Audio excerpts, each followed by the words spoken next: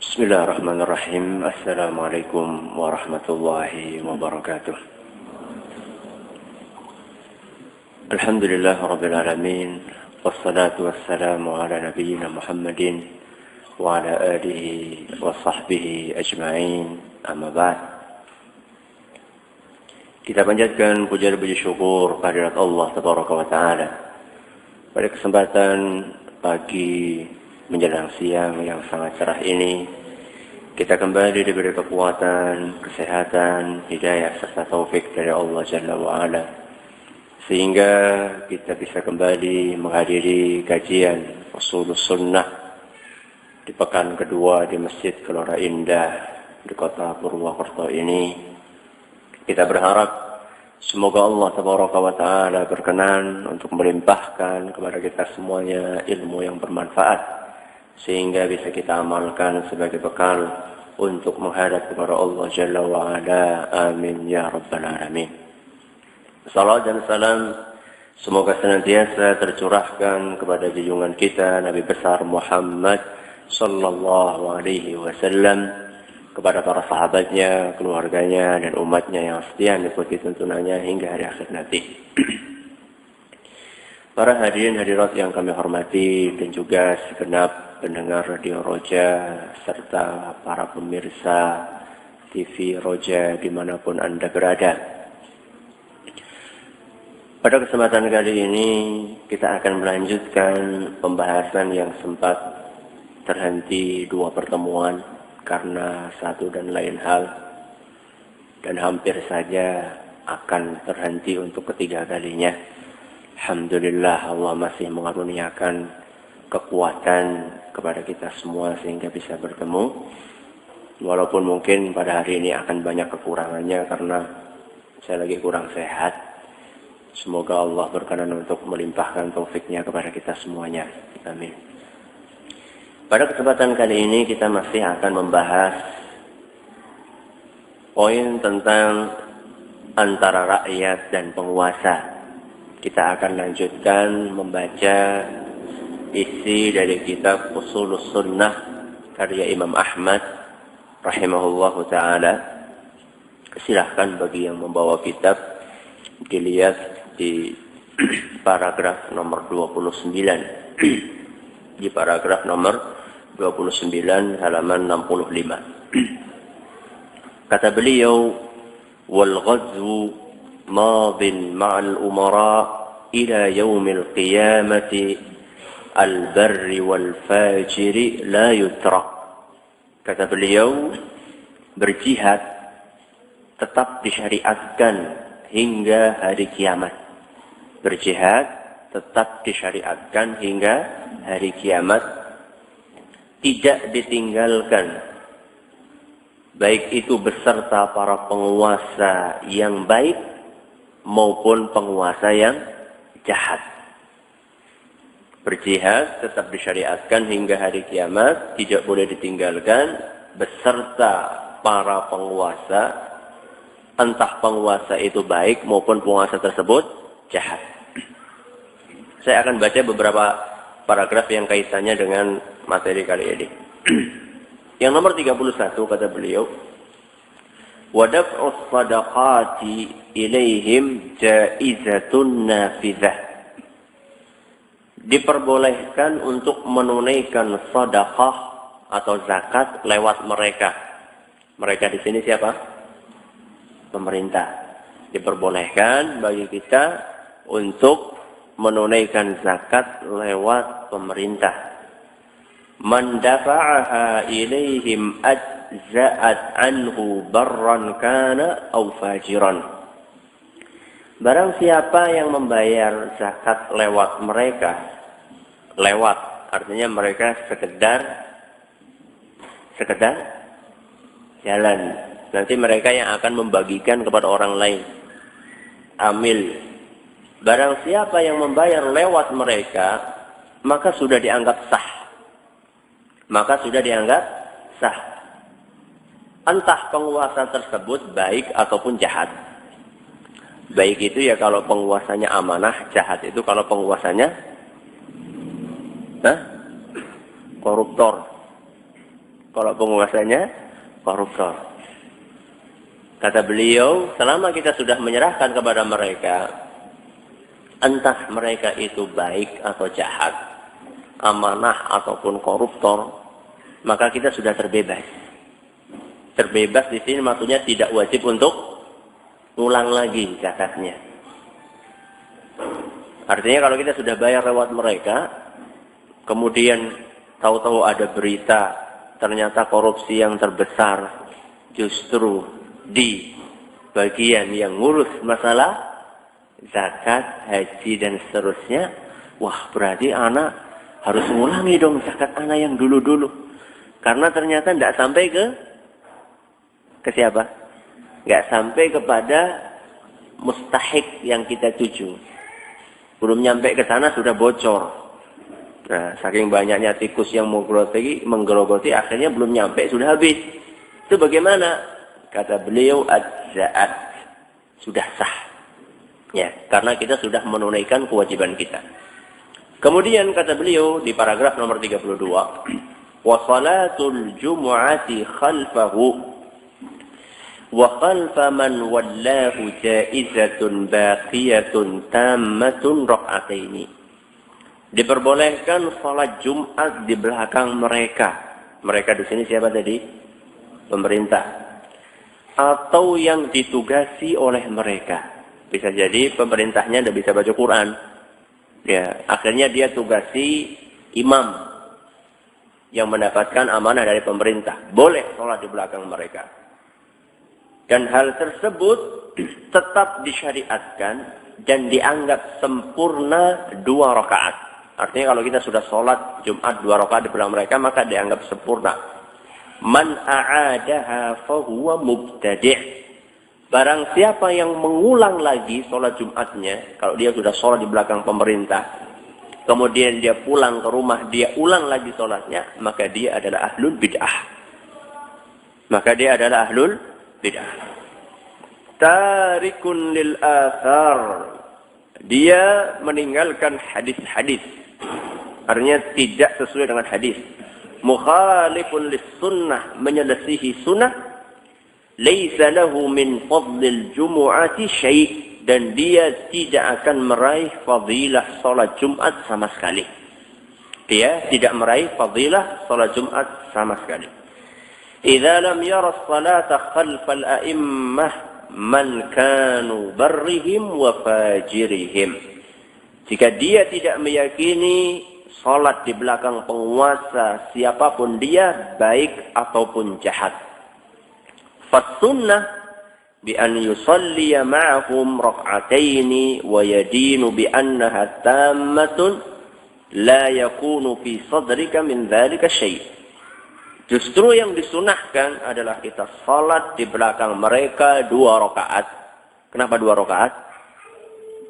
Karena salat Jumat. Sembari kita meyakini bahwa salat tersebut sempurna tanpa keraguan sedikit pun. Ini perkataan Imam Ahmad.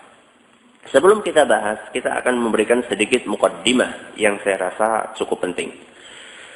Belakangan ini sering sekali mencuat polemik seputar penentuan awal Ramadan dengan penentuan hari Idul Fitri. Sering sekali timbul perbedaan antara keputusan pemerintah dengan penentuan dari sebagian ormas. Sehingga kadang-kadang timbul komentar, pemerintah kok ikut-ikut ngurus masalah ibadah. Ibadah itu kan urusan privasi antara seorang hamba dengan siapa? Dengan Allah. Pemerintah itu ngurus masalah apa? Masalah-masalah dunia. Ya. Masalah ekonomi, masalah keamanan, kemudian masalah administrasi, itu kan urusannya pemerintah. Pemerintah itu tidak berhak untuk ngurus-ngurus masalah agama. Orang yang mendengar komentar itu karena ketidaktahuannya, iya betul memang harusnya kayak gitu ya. Karena apa? Karena tidak tahu juga Tidak tahu membenarkan sesuatu yang salah. Apalagi sekarang timbul semacam kebanggaan kalau misalnya masyarakat sudah bisa menerima perbedaan. Katanya masyarakat kita sudah dewasa. Masyarakat sudah dewasa, sudah bisa menerima perbedaan dalam hal seperti itu. Memang betul, ya. Yang namanya perbedaan itu memang tidak satu level, betul, ya. Perbedaan itu ada perbedaan yang boleh ditolerir, ada perbedaan yang tidak boleh ditolerir. Kita sepakat, ya. Perbedaan yang boleh ditolerir, contohnya perbedaan dalam masalah-masalah fikih yang masing-masing punya dalil yang kuat. Contohnya kayak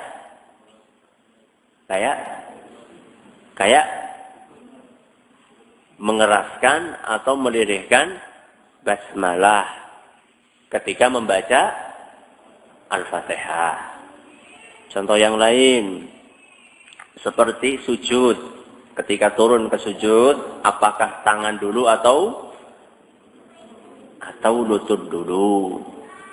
Kemudian ketika i'tidal, ya, ketika i'tidal tangannya sedekap atau lurus, ya. Kita harus tolerir perbedaan seperti itu dan tidak boleh kita ketemu sama orang, wah itu ahlul bid'ah itu. Kenapa? Ketika sujud ternyata kakinya dulu, bukan apanya? Bukan tangannya dulu. Tidak boleh. Itu perbedaan pendapat yang harus ditolerir karena masing-masing punya argumen. Tapi ada juga perbedaan pendapat yang bukan boleh ditolerir, bukan tidak boleh ditolerir, bahkan tidak boleh ditolerir. Ada beberapa perbedaan pendapat yang tidak boleh ditolerir. Contohnya perbedaan pendapat dalam masalah akidah. Dalam masalah akidah. Antara syirik dengan tauhid. Antara sunnah dengan bid'ah. Itu tidak boleh ditolerir. Atau juga dalam permasalahan-permasalahan prinsip yang merupakan prinsip keagamaan yang sudah disepakati oleh para ulama. Jadi tadi saya sekedar mengomentari ungkapan sebagian orang, masyarakat kita sudah dewasa karena sudah bisa menerima perbedaan. Tergantung perbedaannya yang mana. Kalau perbedaannya adalah perbedaan yang bisa ditolerir, ya memang dewasa. Tapi kalau tidak, ya tidak. Kembali kepada komentar sebagian orang di atas. Pemerintah kok ngatur-ngatur ibadah rakyatnya. Yang namanya ibadah itu urusan privasi antara hamba dengan siapa? Dengan Allah. Jadi tidak boleh diatur. Apakah benar ungkapan seperti ini? Tentunya kalau kita cermati perkataan Imam Ahmad di atas. Tadi Imam Ahmad bicara masalah ibadah apa? Zakat, sholat Jumat, jihad, ya, dan masih ada yang lainnya. Dan semuanya itu oleh Imam Ahmad dikaitkan dengan siapa? Pemerintah. Dari sini saja kita sudah bisa mengetahui bahwasanya ungkapan tadi yang dilontarkan oleh sebagian orang, pemerintah kok ngatur-ngatur urusan ibadah. Itu tidak 100% benar. Karena ada beberapa jenis ibadah yang memang diperlukan untuk diatur oleh pemerintah. Dan nanti kita akan jelaskan apa hikmahnya. Dan apa yang disampaikan oleh Imam Ahmad itu bukan pendapat pribadi beliau. Bukan pendapat pribadi beliau. Tapi ini adalah merupakan kesepakatan para ulama. Alias ijma' para ulama dan nanti kita akan jelaskan. Makanya kita perlu mengoreksi diri kita. Ketika kita berselisih atau menyelisihi dengan kesepakatan para ulama. Karena para ulama kita, mereka berbicara itu tidak sembarangan. Tidak seperti kebanyakan kita. Di zaman kita ini siapapun berhak untuk bicara masalah agama. Kalau di dalam ilmu kedokteran ada malpraktek, di dalam masalah agama juga sebenarnya ada malpraktek. Iya. Kalau misalnya ada tukang bengkel, kemudian buka praktek pengobatan sakit gigi. Boleh enggak sama pemerintah?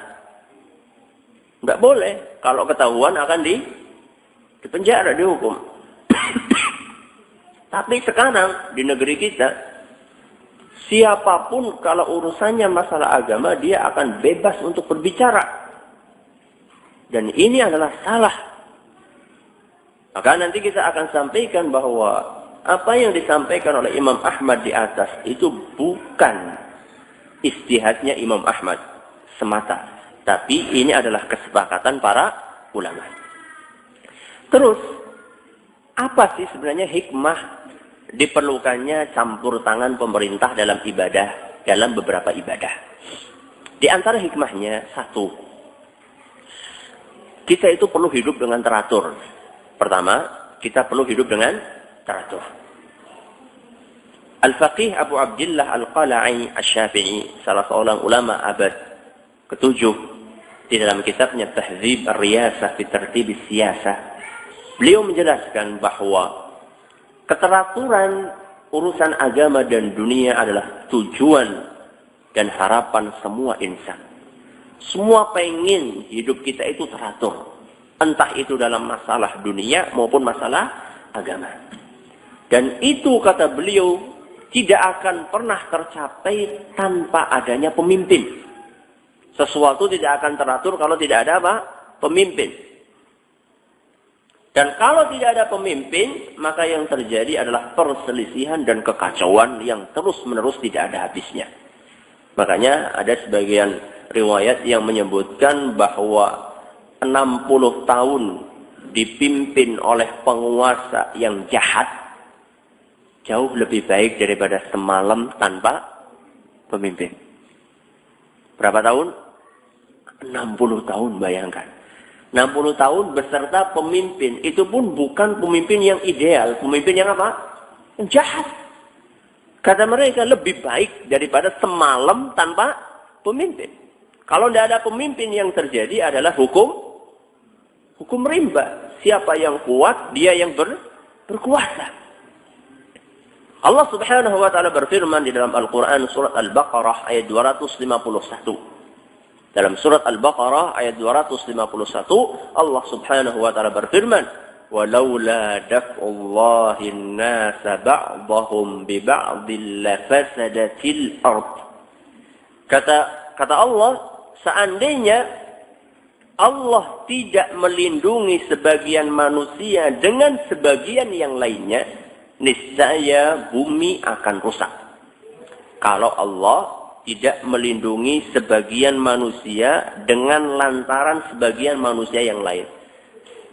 Jadi bumi itu tidak akan rusak kalau ada sebagian manusia melindungi sebagian yang lain. Nah, siapa yang dimaksud dengan sebagian yang melindungi ini? Kata Imam Al-Alusi dalam tafsirnya Ruhul Ma'ani, yang dimaksud dengan yang melindungi ini adalah siapa? Pemerintah.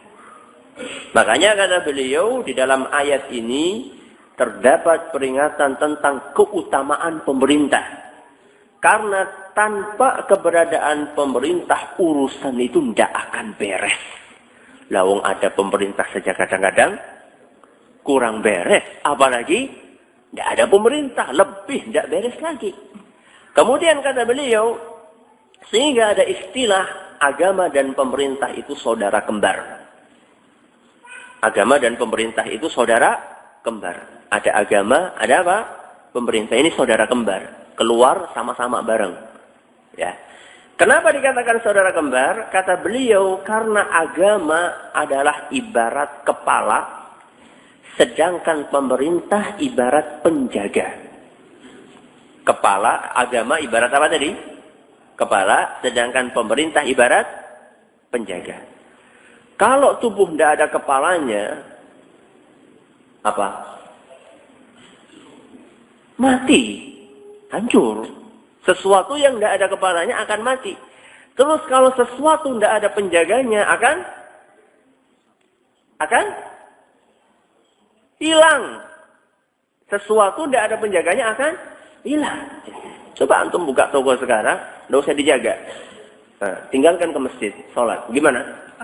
Bancaan. Nah, tahu bancaan? Jadi rebutan. Sesuatu yang tidak dijaga akan hilang. Sesuatu yang tidak ada kepalanya akan mati. Makanya kata beliau, antara agama dengan penguasa itu saudara kembar. Agama ibarat kepalanya, penguasa ibarat penjaganya. Ini yang pertama, kenapa kok perlu ada campur tangan campur tangan pemerintah dalam beberapa ibadah. Yang pertama adalah diperlukan adanya keteraturan. Yang kedua, perlunya persatuan. Diperlukannya persatuan di antara kaum muslimin. Kekuatan sebuah komunitas manusia itu tergantung kepada persatuan dan kesatuan di antara mereka. Dan persatuan di antara komunitas tersebut sangat tergantung kepada keharmonisan antara hubungan penguasa dengan rakyatnya. Maka di dalam tafsir Imam Ibnu Abi Hatim diceritakan, pada suatu hari, Simak Ibnul Walid Al-Hanafi, salah seorang tabi'in, bertemu dengan Ibnu Abbas di kota Madinah. Ibnu Abbas itu sahabat. Sedangkan Simak itu adalah tabi'in. Ketika Simak bertemu dengan Ibnu Abbas, beliau berkata, "Ma yaqulu fi sultanin alaina yadhlimuna wa yashtimuna wa ya'taduna alaina fi sadaqatina ala namna'uhum."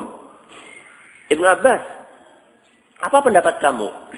Bagaimana sikap kita terhadap penguasa yang menzalimi kami, yang memaki kami, yang menyakiti kami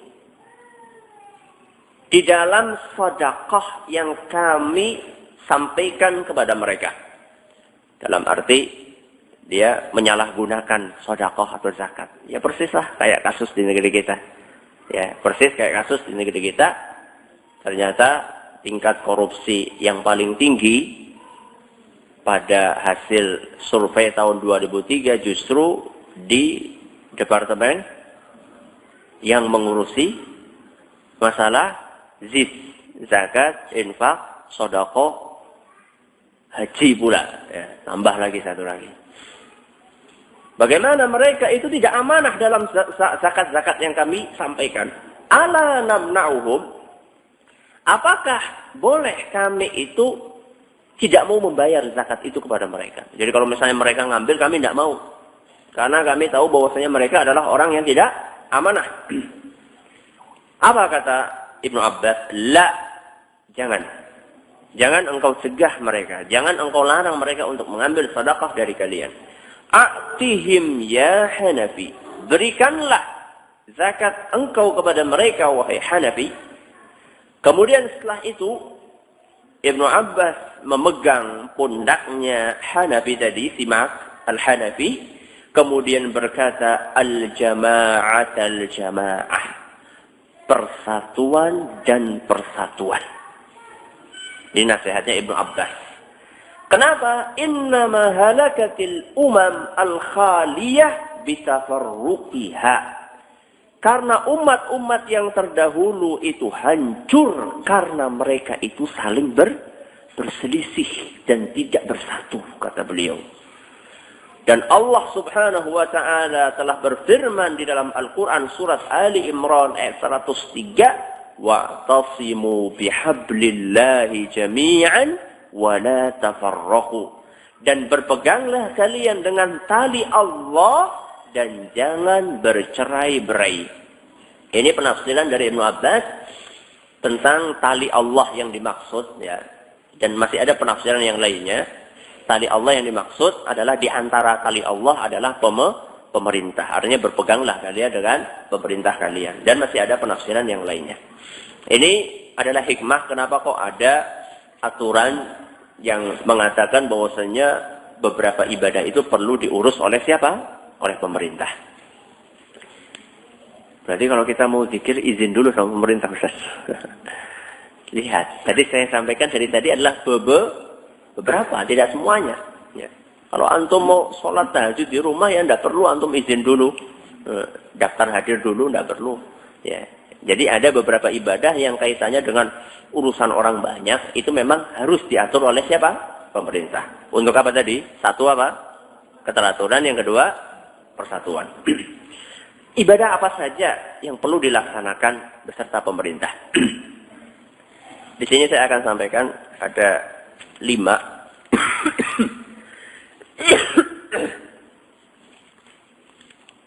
Kalau nafasnya sampai ya sampai 5. Kalau sudah sampai ya entah sampai berapa nanti. Yang pertama, sholat berjamaah. Sholat berjamaah, terutama sholat Jumat dan sholat Id.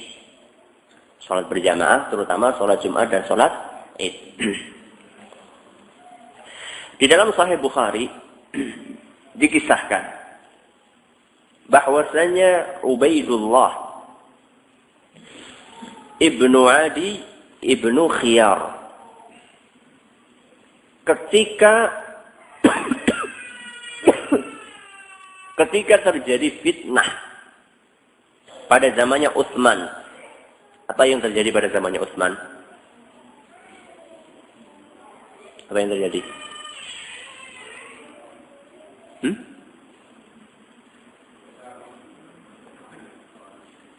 Nggak ada apa-apa. Apa yang terjadi? Apa yang terjadi pada zamannya Utsman? Ada apa? Pemberontakan. Ada pemberontakan yang dilakukan oleh orang-orang Khawarij. Yang dilakukan oleh orang-orang Khawarij. Utsman ibnu Affan dikepung rumahnya. Dia tidak boleh keluar. Bahkan konon sampai subsidi makanan pun stop, tidak boleh masuk. Saat itu para sahabat yang kuat-kuat ingin membela Utsman, tapi dilarang oleh beliau karena beliau tidak ingin darah kaum muslimin tertumpahkan. Berarti kalau Utsman dipenjara di rumahnya, yang imami siapa? Biasanya yang imami adalah khalifah. Khalifahnya siapa? Utsman ibn Affan. Terus apa yang terjadi? Yang imami adalah orang Khawarij yang bernama Kinanah bin Bishr. Namanya siapa? Kinanah bin Bishr. Ketika diimami oleh Kinanah bin Bishr, ada salah seorang yang datang menemui Utsman. Namanya Ubaidullah bin Adi ibnu Khiyar. Beliau datang dan berkata, "Innaka imamu ammatin, wa nazala bika ma nara." Wahai Utsman, engkau adalah imam yang sah. Engkau adalah penguasa kami yang sah. Dan kami sudah melihat apa yang menimpa dirimu. Wa yusalli lana imamu fitnah. Dan sekarang yang ngimami kami adalah imam fitnah. Maksudnya orang yang memberontak tadi. Namanya siapa tadi? Kinanah bin Bishr. Wa nataharraj. Dan kita itu merasa tidak nyaman untuk sholat di belakangnya pemberontak. Siapa yang nyaman sholat di belakangnya pemberontak? Tidak ada yang nyaman. Maka gimana wahai Utsman? Kami ini sholat di belakang imam, tapi imamnya ini merontak kepada kamu. Dan dia jelas-jelas punya pemikiran yang nyeleneh, punya pemikiran yang menyimpang, yaitu penyimpangan Khawarij. Kemudian katanya apa? As-salatu ahsan. Engkau sholat di belakang mereka lebih baik. Lebih baik engkau sholat di belakang mereka daripada engkau sholat sendirian di mana? Di rumah. Ma ya'malun nas, selama para manusia tetap beramal. Fa'idha ahsanan nasu fa'ahsin ma'ahum. Seandainya orang-orang berbuat baik, maka berbuat baiklah beserta mereka. Wa idza asa'u fajtanib isa'atahum. Kalau mereka melakukan kekeliruan, jauhilah kekeliruan mereka. Artinya apa? Artinya yang dilakukan oleh Kinanah dan teman-temannya itu salah. Tapi dia sholat, benar enggak? Benar. Disinilah kita kecerdasan dan kepiawaian Utsman ibnu Affan di dalam mendudukkan permasalahan. Sekarang yang dilakukan oleh mereka memberontak, itu salah apa benar? Salah besar. Tapi mereka menegakkan sholat berjamaah. Benar apa salah? Benar. Jangan engkau tiru kesalahan mereka dalam pemberontakan. Tapi dalam kebaikannya, ikuti mereka. Itu kata siapa? Kata Utsman ibnu Affan. Makanya Ibnu Hajar, ini dalam Sahih Bukhari. Dalam Sahih Bukhari. Makanya Ibnu Hajar al-Asqalani, ketika membawakan kisah ini, beliau mengambil kesimpulan. Kata beliau, fi hadzal athar al-haddu ala syuhudil jamaah. Di dalam kejadian ini merupakan hasungan atau motivasi buat kita agar kita senantiasa menghadiri salat berjamaah. Wala siyama fi zamanil fitnah, apalagi di zaman terjadinya fitnah, huru-hara. Ya.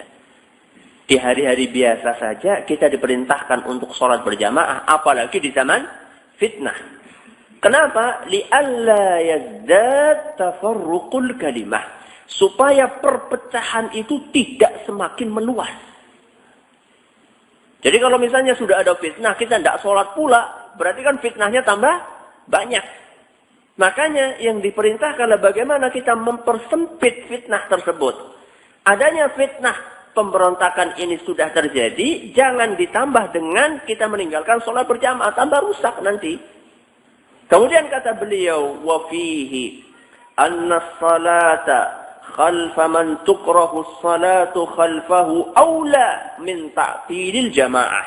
Dan di dalam kejadian tadi dapat diambil kesimpulan bahwasannya sholat di belakang orang yang tidak kita sukai itu lebih baik daripada tidak berjamaah. Sholat di belakang orang yang tidak kita sukai karena perilakunya tadi itu. Jahat enggak itu? Siapa? Kinanah jahat enggak? Jahat. Kita kan enggak senang. Kata beliau, kita sholat di belakang orang yang seperti itu lebih baik daripada enggak? Daripada tidak berjamaah. Timbul pertanyaan. Itu kan ijtihadnya Utsman. Itu kan ijtihadnya Utsman. Ana juga bisa ijtihad. Siapa ente? Siapa? Utsman. Nah, ini sebagaimana yang disebutkan oleh sebagian orang menukil perkataan Imam Abu Hanifah, nahnu qaumun wa haula'i qaum. Abu Hanifah pernah mengatakan bahwasanya kami itu ya manusia, mereka juga manusia. Jadi ya sama-sama manusia. Ya. Utsman bisa beristihad, kami juga bisa beristihad. Perhatikan Imam Abu Hanifah berbicara seperti itu ketika sedang memperbincangkan tabi'in. Bukan sedang memperbincangkan siapa? Sahabat Nabi SAW. Sahabat Nabi itu punya kedudukan spesial. Kemudian tadi itu bukan istihad semata Utsman bin Affan. Tapi itu adalah merupakan praktek sahabat Nabi SAW secara keseluruhan. Loh, tadi kan antum cuma nukil perkataannya Utsman. Sekarang mana nukilan dari sahabat yang lainnya? Mari kita dengarkan penuturan dari tabi'in yang bernama Ibrahim An-Nakhai. Yang diriwayatkan oleh Imam Ibnu Abi Syaibah di dalam Musannaf. Kata beliau, kanu yusalluna khalfal umara'i ma kanu. Kata Imam An-Nakhai, para sahabat Nabi SAW, mereka sholat di belakang pemerintah siapapun pemerintahnya. Siapapun pemerintahnya maksudnya adalah entah pemerintahnya baik maupun pemerintahnya buruk. Entah pemerintahnya adil maupun pemerintahnya jahat. Nah, di sini Ibrahim An-Nakhai menukil perbuatan para sahabat Nabi SAW. Bukan cuma satu, kanu, mereka. Jadi bukan cuma satu para sahabat, bahkan diceritakan dalam beberapa riwayat, di antaranya oleh Imam Ibnu Hazm, Sampai mereka itu para sahabat sholat di belakang Al-Hajjaj. Al-Hajjaj itu adalah ikon. Ikon apa? Ikon penguasa yang sangat jahat. Al-Hajjaj ibnu Yusuf. Sampai, na'udzubillah min dzalik itu sampai pernah menugaskan salah satu panglimanya atau siapa untuk ngebom Ka'bah. Wah, Ustaz, udah ada bom saat itu. Pakai itu loh, manjanik ya. Dulu itu manjanik. Manjanik itu bola besar. Kemudian dibakar, dilemparkan pakai ketapel. Tapi ketapel apa? Ketapel raksasa. Kurang apa coba? Hah? Kurang apa? Kurang ajar. Tapi tetap para sahabat sholat di belakangnya siapa? Al-Hajjaj ibnu Yusuf. Di antaranya Ibnu Umar dan yang lainnya banyak. Dinukil oleh Ibnu Hazm sama yang lainnya. Jadi itu bukan ijtihadnya Utsman, tapi itu juga merupakan praktek dari sahabat Nabi Shallallahu Alaihi Wasallam. Bahkan bisa dikatakan mungkin keseluruhannya atau minimal mayoritas para sahabat melakukan hal itu. Nah, kalau sudah mayoritas sahabat, maka tidak bisa kita katakan mereka boleh beristihad, kita boleh beristihad. Kita siapa? Terutama sholat Jumat dan Id. Terutama yang dapat yang mendapatkan penekanan khusus, perhatian spesial adalah sholat Jumat dan sholat Id. Diceritakan di dalam As-Sunnah lil Khallal dari Imam Ahmad, ada salah seorang yang bertanya kepada beliau, "Salatul Jumu'ati wal 'Idaini jaizatun khalfal a'immah al-barri wal fajiri ma damu yuqimunaha?" Wahai Imam Ahmad, apakah benar yang namanya sholat Jumat dan sholat Id itu dilaksanakan boleh di depan boleh di belakang pemerintah, entah pemerintahnya itu baik ataupun jahat, selama mereka masih melakukannya? Kata Imam Ahmad, na'am, iya. Jadi sholat Jumat dan sholat Id mendapat perhatian spesial. Kenapa? Ada yang tahu? Gantian dong antum yang ngomong, Mas Ana terus. Kenapa kira-kira? Kenapa sholat Jumat sama sholat Id mendapat perhatian spesial? Silakan. Ya.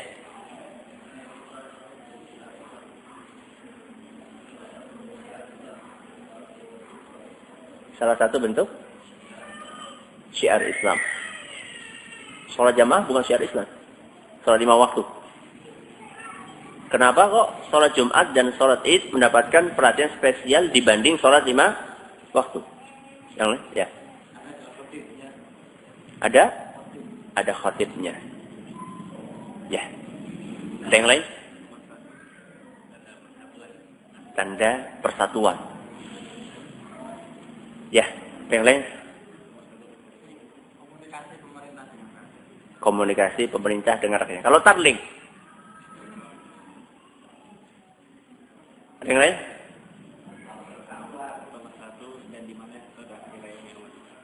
Pemersatu dan hari rayanya umat Islam. Ada lagi? Tidak ada?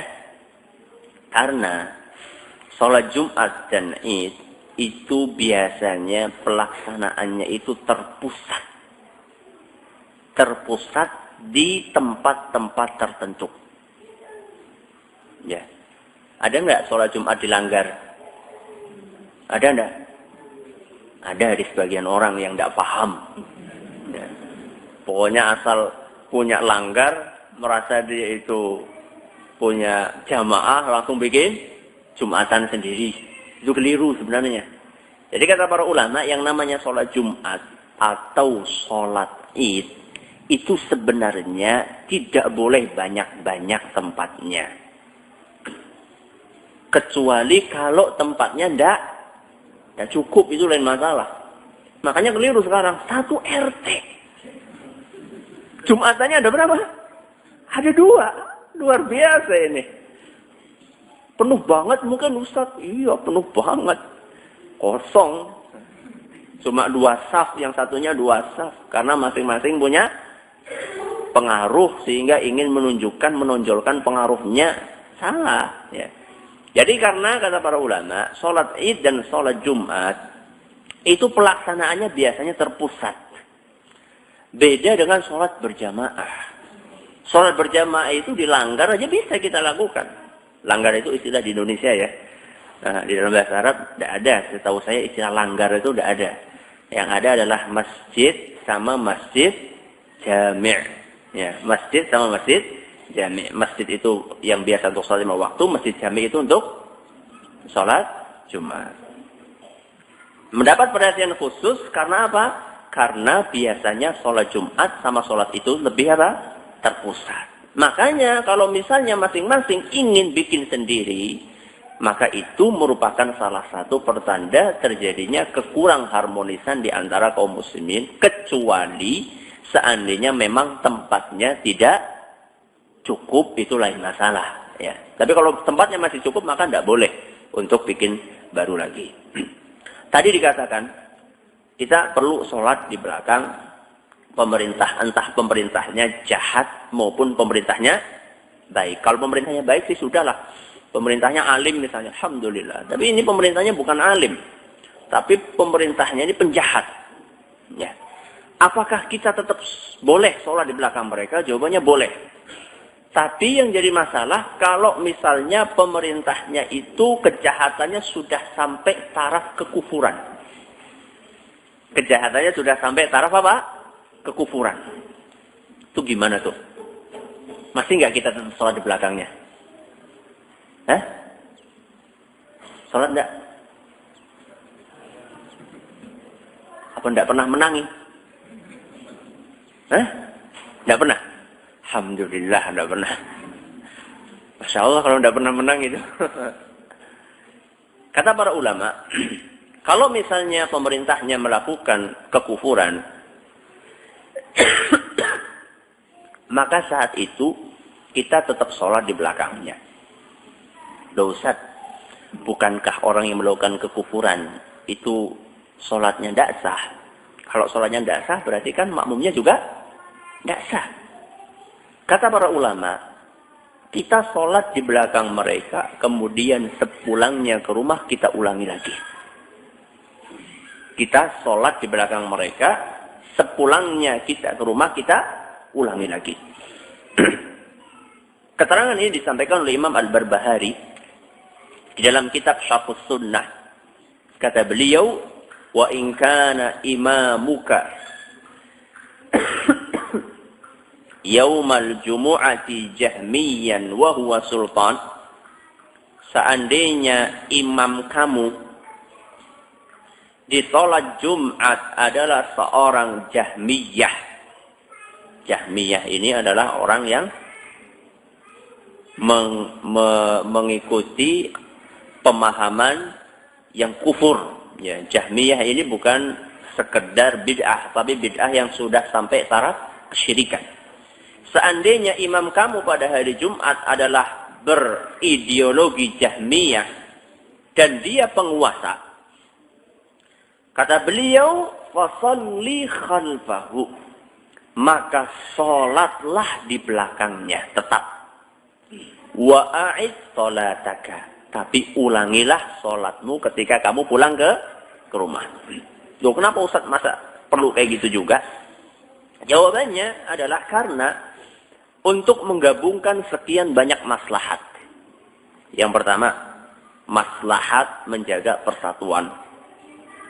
Yang kedua, maslahat memenuhi panggilan sholat Jumat.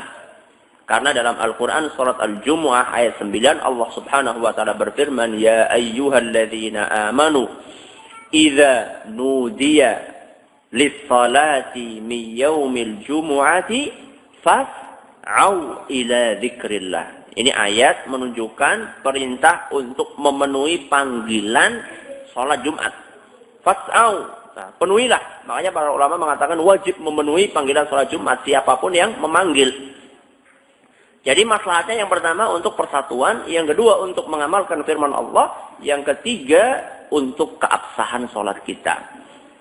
Kalaupun dianggap sholat kita tidak sah ketika kita sholat di belakang imam yang melakukan kekufuran, maka kita bisa sholat lagi di mana? bisa sholat lagi di rumah. Terus kalau pemerintahnya itu tidak sampai ke kufuran, Ustaz, dia melakukan kesalahan, cuman kesalahannya tidak sampai ke kufuran atau tidak sampai ke taraf syirik, maka saat itu kita tetap sholat di belakangnya dan tidak boleh ngulang. Kalau kita ngulang, maka kata Imam Ahmad, man a'adaha fahuwa mubtadi'. Barang siapa yang mengulang, justru dia itu adalah ahlul bid'ah. Ini ibadah yang pertama. Apa tadi? Salat Jumat dan salat Id. Yang kedua, berpuasa dan berhari raya. Berpuasa dan berhari raya.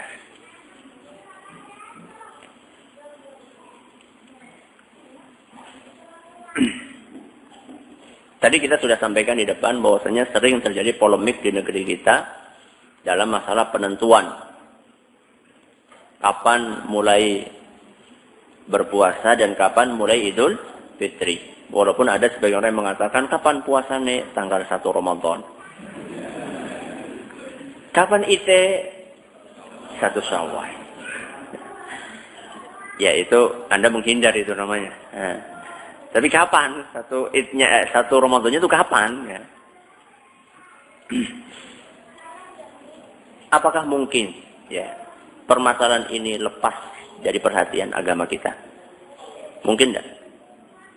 Mungkin enggak Islam itu enggak ngatur penentuan awal Idul Fitri sama penentuan awal Ramadan? Jawabannya enggak mungkin.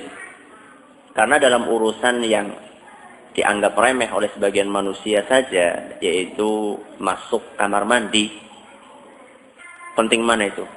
Masuk kamar mandi apa menentukan hari Idul Fitri sama Ramadan? Penting mana? Hah? Dua-duanya penting. Iya, dua-duanya penting, tapi kan lebih penting mana? Nah, kalau kita tidak bisa kamar mandi juga gawat kita. Cuman kan ada skala prioritas. Masuk kamar mandi sudah diatur. Kalau masuk kamar mandi dahulukan kaki kiri. Kalau keluar dahulukan kaki kanan. Kalau lagi buang lagi cebok itu pakai tangan kiri. Kalau makan roti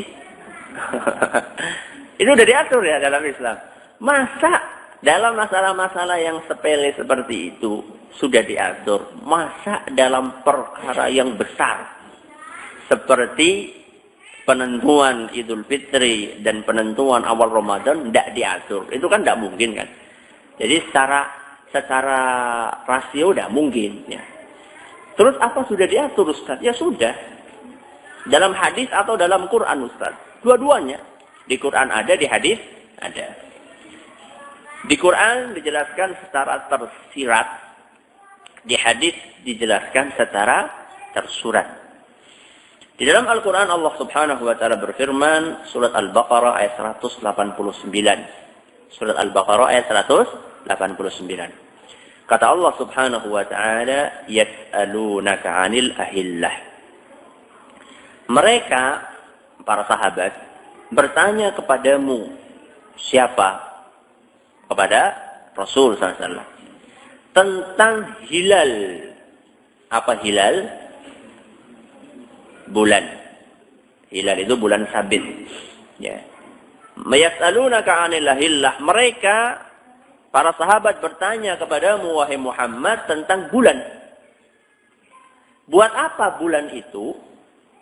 Kata Nabi SAW, kata Allah Subhanahu wa taala, "Qul hiya mawaqitu lin-nas."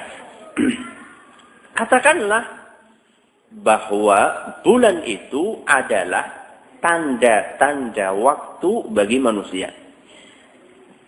Salah satu fungsi bulan itu adalah sebagai tanda untuk menentukan waktu.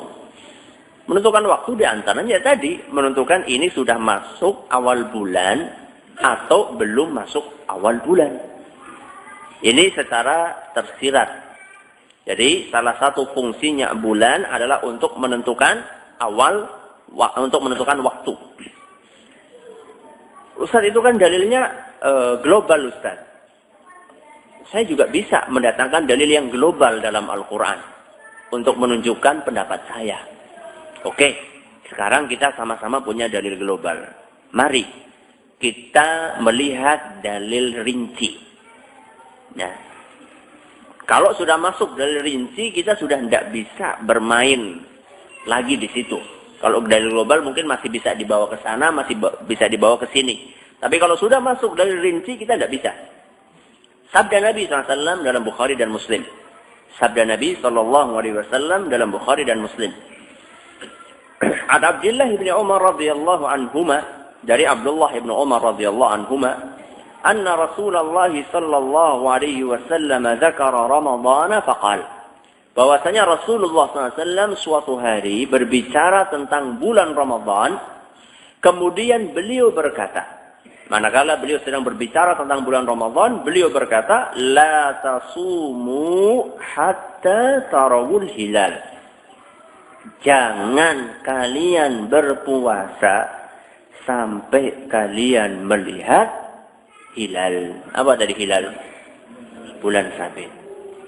Jadi di sini Nabi mengatakan jangan sampai kalian puasa kalau kalian tidak melihat bulan. Ini penekanan khusus. Sengaja saya bawakan riwayat lain, riwayat ini bukan saya bawakan riwayat yang lainnya. Sumu li ru'yatihi, berpuasalah manakala kalian melihat bulan. Karena riwayat ini lebih ada penekanannya. Jangan kalian puasa kalau kalian belum melihat hilal. Berarti ini adalah merupakan penekanan yang khusus dari Nabi SAW. Bukan hanya sekedar perintah, tapi larangan dari Nabi. Kalau kalian belum melihat, maka kalian tidak boleh puasa. Kemudian kelanjutannya, kata Nabi SAW, wala tuftiru hatta tarawhu. Janganlah kalian beridul fitri, kalau kalian juga belum melihat apa? Bulan. Berarti dari sini kita bisa ambil kesimpulan bahwa menentukan awal Ramadan dan menentukan bulan Syawal itu caranya dengan melihat apa? Bulan. Fa in ghamma 'alaikum faqdurulah. Seandainya langit terhalangi mendung, kalian tidak bisa melihat bulan karena ada mendung, faqdurulah, maka hitunglah. Nah, ini kata-kata apa? Hitunglah. Kasih garis bawah. Di bawah kata apa? Hitunglah. Karena di sini akan terjadi polemik. Hitunglah ini hitungnya bagaimana cara ngitungnya?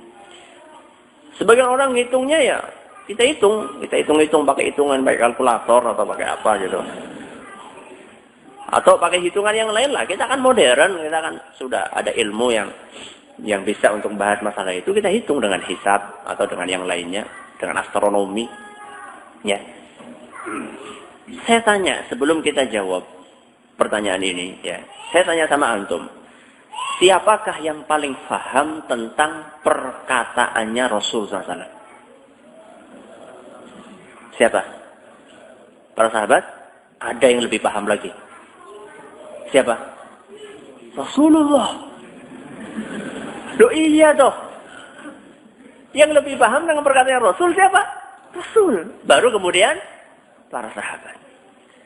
Jadi kalau Nabi berbicara dengan perkataan yang sifatnya global, kayak ini. Ini kan sifatnya masih apa? Global, hitung.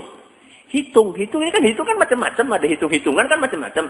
Pakai matematika atau pakai kalkulator atau pakai hisab atau pakai apa. Hitung ini kan masih sifatnya masih umum ya. Nah kalau misalnya kita menemukan hadis Nabi SAW, bentuknya seperti ini, kita perlu mencari ada nggak keterangan dari Nabi SAW yang menjelaskan secara rinci maksud dari perkataan beliau yang masih bersifat umum ini. Kalau kita ketemukan, alhamdulillah. Kalau tidak kita ketemukan, kita cari berikutnya. Baru siapa? Para sahabat Nabi SAW. Kalau tidak ada juga, baru perkataan para ulama. Nah sekarang kita cari dulu. Ada nggak perkataan Nabi SAW yang menafsirkan perkataan beliau yang bersifat global tadi? Jawabannya ada. Dan riwayatnya sahih, ada dalam sahih Muslim. Kalau tadi dalam sahih Bukhari dan Muslim, yang bersifat umum itu dalam sahih Bukhari dan Muslim, yang lebih menjelaskan secara terperinci ada dalam sahih Muslim. Bunyinya apa? Bunyinya fa in ghumma 'alaikum faqduru salasin. Seandainya mendung menghalangi kalian, sehingga kalian tidak bisa melihat bulan karena terhalang mendung, maka hitunglah bulan menjadi 30 hari. Hitunglah bulan menjadi berapa? 30 hari. Faqduru salasin. Hitunglah jumlah hari di bulan itu menjadi berapa? 30. Sudah? Berarti penafsirannya yang benar menurut Nabi adalah hitung di sini maksudnya adalah menggenapkan jumlah hari dalam satu bulan.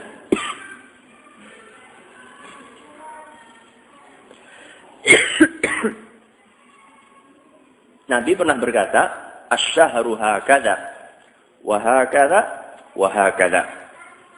Jumlah hari dalam sebulan itu ini tambah ini tambah ini. Berapa? 30. Kemudian Nabi setelah itu berkata, "Asy-syahru hakadha wa hakadha wa hakadha." Berapa ini? 29. Dalam bulan Hijri, ya, hitungan bulan Hijri itu jumlah hari dalam satu bulan itu cuma ada 2. Kalau tidak 29 ya 30. Tidak ada dalam bulan Hijri itu jumlahnya 31. Maka tidak boleh puasa 31 hari. Karena dalam bulan Hijriah tidak ada. Ya, tidak ada hari dalam satu bulan itu berapa? 31. Beda dengan hitungan ini. Apa ini? Yang dulu pernah diajarkan. Kalau ini berapa? 30, kemudian 29, kemudian ada suatu saat 31. Ya. Kalau bulan Hijri tidak. Nabi sudah menentukan bulan Hijri itu kalau tidak 30 ya 29. Nah sekarang kalau misalnya sampai 29, ternyata nggak kelihatan bulannya karena ada mendung, maka saat itu kita lengkapkan bulan itu menjadi berapa? Menjadi 30. Berarti kesimpulannya, cara menentukan adalah dengan salah satu di antara dua cara. Menentukan awal Idul Fitri atau menentukan awal Ramadan dengan Idul Fitri lah dengan salah satu di antara dua cara. Yang pertama dengan melihat hilal, yang kedua dengan menggenapkan Ramadan atau sebelum Ramadan apa? Sya'ban menjadi berapa? Menjadi 30 hari. Ini dua cara yang sudah ditentukan oleh Nabi SAW, dan inilah pendapat yang dipegang oleh mayoritas ulama dahulu maupun sekarang. Mayoritas. Kalau sudah bicara masalah mayoritas, di sini mayoritas bukan hanya sebagian mazhab fikih saja, bahkan 4 mazhab fikih. Mulai dari mazhab apa? Hanafi, mazhab Maliki, mazhab Syafi'i, mazhab Hambali, mereka satu pendapat. Caranya adalah kalau tidak dengan melihat hilal, ya dengan menggenapkan 30 hari. Ya kalau misalnya para ulama sudah kayak gitu mayoritas. Kemudian dalilnya sudah jelas dari Quran dan hadis. Kok kita masih ngotot? Ya. Ini kita harus luruskan dong. Ya, harus kita luruskan. Dan perbedaan-perbedaan yang seperti ini jangan kemudian dianggap lumrah. Justru kita berusaha supaya perbedaan atau benih-benih itu bisa dikubur. Ya. Karena kan Idul Fitri itu kan kesempatan kita untuk menampakkan persatuan. Loh. Kalau masa Idul Fitri saja sampai kita berpecah belah. Loh, Ustaz kan ada yang namanya ikhtilaful matla'. Perbedaan apa? Cara tempat melihat bulan. Buktinya Saudi sama Indonesia beda. Karena beda Ustaz, jauh kan tempatnya. Iya, itu sih memang betul. Ada pendapat yang mengatakan bahwasanya kita itu tidak perlu harus satu semuanya.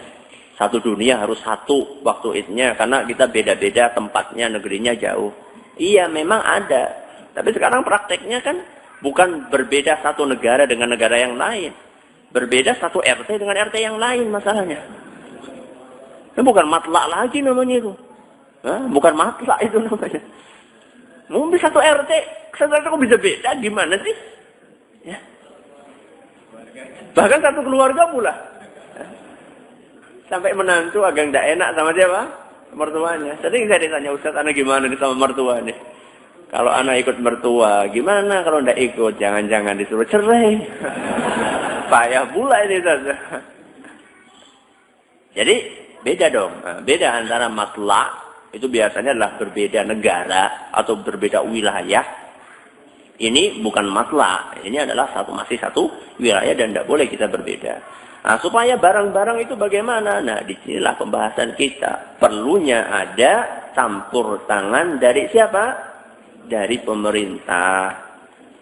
Apa dalilnya, Ustaz? Pemerintah perlu ikut-ikutan dalam masalah seperti ini. Dalilnya hadis Nabi sallallahu alaihi wasallam yang diriwayatkan oleh Imam At-Tirmidzi dan dinilai hasan gharib oleh beliau, dan hadis ini dinilai sahih oleh Syekh Al-Albani. Kata Nabi sallallahu alaihi wasallam, "As-saumu yauma tasumun." Berpuasa adalah hari di mana kalian semuanya berpuasa. Berpuasa adalah hari, kalian mulai puasa adalah di hari di mana orang-orang semuanya pada apa? Berpuasa. Wal fitru yauma tuftirun. Dan beridul fitri atau berbuka adalah di mana orang-orang semuanya pada beridul fitri. Hadis ini dijelaskan bahwa kita itu perlu mengikuti masyarakat saat itu. Nah, sekarang masyarakatnya beda-beda. Kita ikuti masyarakat yang mana?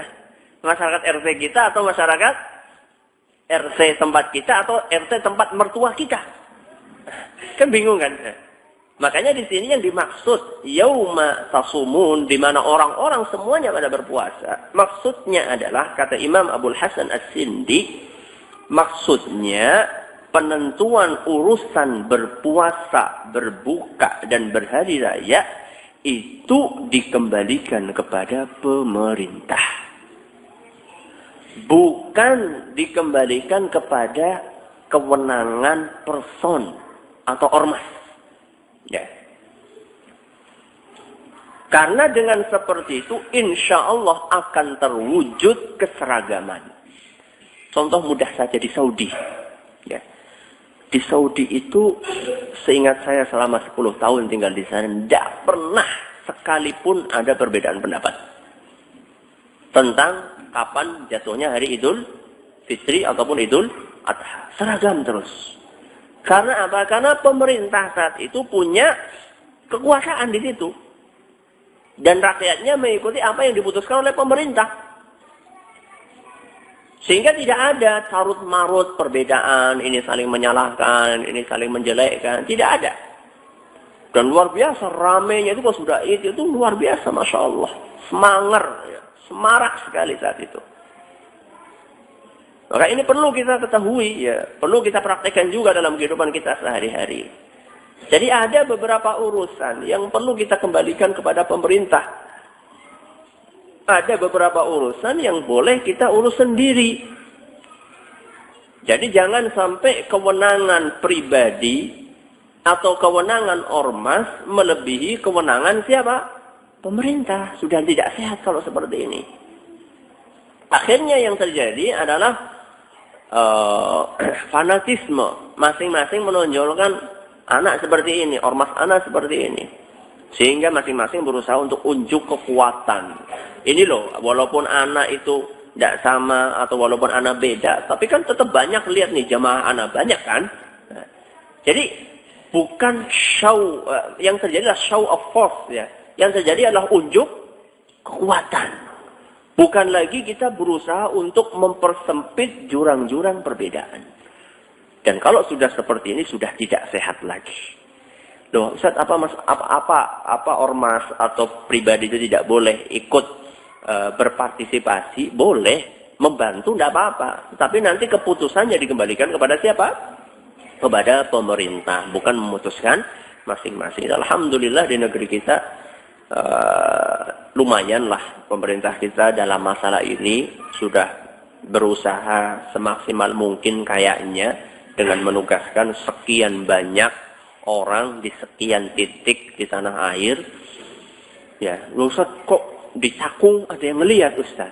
Ya. Di Cakung ada yang dari tahun ke tahun mesti yang jadi masalah mana? Cakung. Itu bagaimana, Ustaz? Ya udah, kalau mereka melihat, mereka lapor aja kepada pemerintah. Mereka udah lapor dan tidak diterima. Kalau tidak diterima, sudah. Ya. Yang jadi keputusan adalah keputusannya siapa? Pemerintah. Karena dia sudah menugaskan 30 lebih. Saat itu Anda dengar di sana 30 berapa, mendekati 40. Dan itu dengan titik-titik yang berbeda-beda. Bukan cuma di Purwokerto semuanya, enggak. 30 itu dari Sabang sampai dari Sabang sampai Merauke. Ya. Jadi kalau misalnya wajar kan kalau pemerintah lebih yakin kepada yang jumlahnya sedemikian banyak di sekian titik, lebih percaya sama hasil dari penglihatan orang tersebut yang sudah juga dilengkapi dengan peralatan modern, daripada harus percaya dengan satu orang di mana? Di Cakung. Ya. Wajar seandainya pemerintah kemudian lebih percaya. Nah yang lihat gimana, Ustaz? Ya fadzol, enggak apa-apa. Yang lihat puasa, ente sendiri puasa. Iya. Kalau dia merasa melihat, silakan ente puasa. Tapi jangan ente apa? Jangan ente wajibkan sama orang lain. Karena orang lain tidak ngelihat. Orang lain tidak ngelihat. Ente ngelihat, silakan puasa. Tapi jangan wajibkan sama orang lain. Kecuali kalau kesaksian ente diterima. Ya. Dan ini yang biasanya di Saudi itu biasanya kayak gitu. Jadi di Saudi, selain mereka menugaskan, kayak Indonesia ini menugaskan orang-orang di sejumlah titik, mereka juga pada tanggal 28, mereka sudah mengumumkan kepada para rakyat negeri ini, diharapkan untuk mencermati hilal ya, di tempatnya masing-masing. Kalau misalnya ada yang melihat, segera melapor kepada pemerintah. Nanti di situ akan ditanya kesaksiannya, apakah kesaksiannya diterima atau tidak, apakah dia termasuk orang yang layak untuk diterima kesaksiannya, karena tidak sembarang orang akan diterima kesaksiannya. Hanya orang-orang yang adil istilahnya, orang yang terpercaya yang diterima. Kalau orang fasik ya tidak diterima kesaksiannya. Jadi ada syaratnya pula kesaksian itu diterima, ya. Jadi ini adalah dua jenis ibadah dan sebenarnya masih ada ibadah yang lainnya. Ada zakat, kemudian ada jihad dan ada haji. Kayaknya cukup deh sampai di sini aja dulu. Khawatirnya nanti habis di sini nafasnya. Antum kesulitan nanti gotongnya. Sampai di sini aja dulu, nanti kita lanjutkan insyaallah pada pertemuan yang akan datang. Kalau ada pertanyaan silakan, tapi jangan banyak-banyak pertanyaannya. Silakan.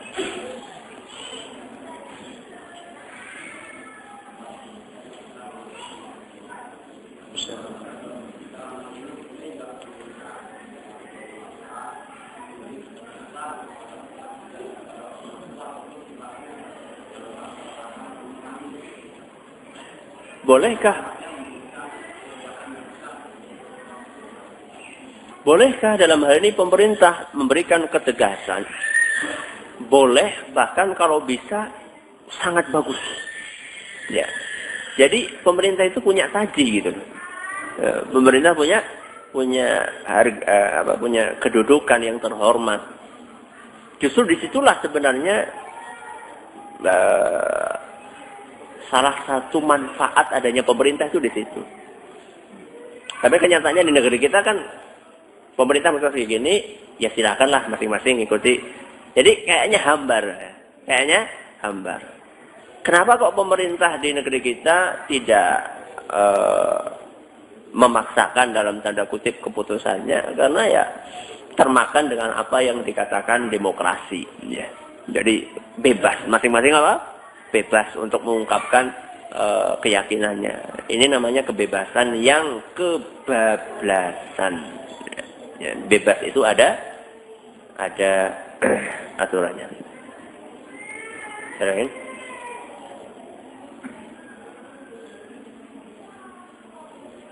Waalaikumsalam.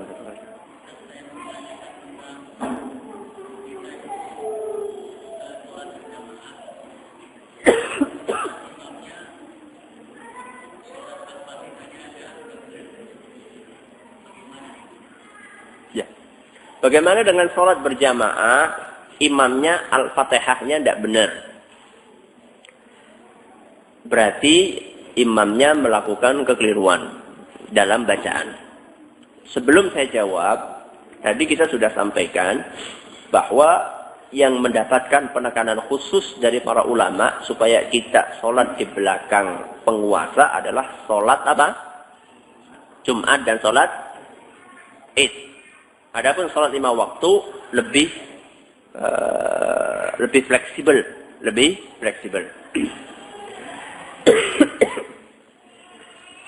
Bagaimana seandainya imam sholat 5 waktunya bacaannya tidak benar? Berarti dia melakukan kekeliruan. Dalam kitab-kitab fikih, para ulama menyebutkan bahwasannya kekeliruan bacaan imam itu dibagi menjadi 2. Ada lahan jali dan ada lahan khafi. Ada kekeliruan yang fatal, ada kekeliruan yang masih bisa ditolerir. Kekeliruan yang fatal itu kayak apa, Ustaz? Kekeliruan yang fatal adalah kekeliruan yang merubah makna dari bacaan. Contoh, ihdinas siratal mustaqim, siratal ladzina an'amtu 'alaihim. Apa? An'amtu. Apa an'amtu? Yang aku beri karunia. Padahal seharusnya an'am tak. Engkau di sini Allah, aku di sini hamba. Ini kan sudah fatal. Nah, kalau kayak gini tidak boleh sholat di belakang imam.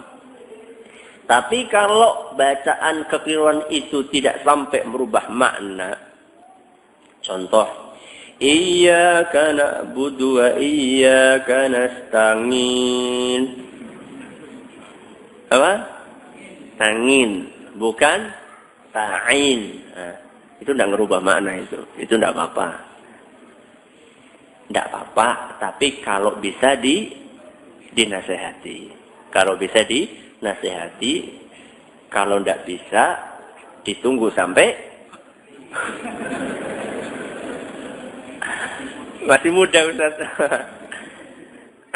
Ya pakai cara-cara yang elegan lah ya, dinasehati atau bagaimana caranya supaya ada imam yang lainnya. Saya kira cukup sampai di sini. Mohon maaf kita tidak bisa maksimal pada hari ini. Semoga yang sedikit ini bisa bermanfaat. Kita akan lanjutkan insyaallah pembahasan ini pada pertemuan yang akan datang. Memang pembahasan tentang rakyat dan penguasa ini butuh tidak satu pertemuan ya, butuh sekian banyak pertemuan karena memang permasalahannya lebar dan banyak terjadi polemik dalam masalah ini. Terima kasih atas perhatiannya. Mohon maaf atas segala kekurangannya. Kita tutup. Subhanakallahumma wa bihamdika asyhadu an la ilaha illa anta astaghfiruka wa atubu ilaik. Wassalamualaikum warahmatullahi wabarakatuh.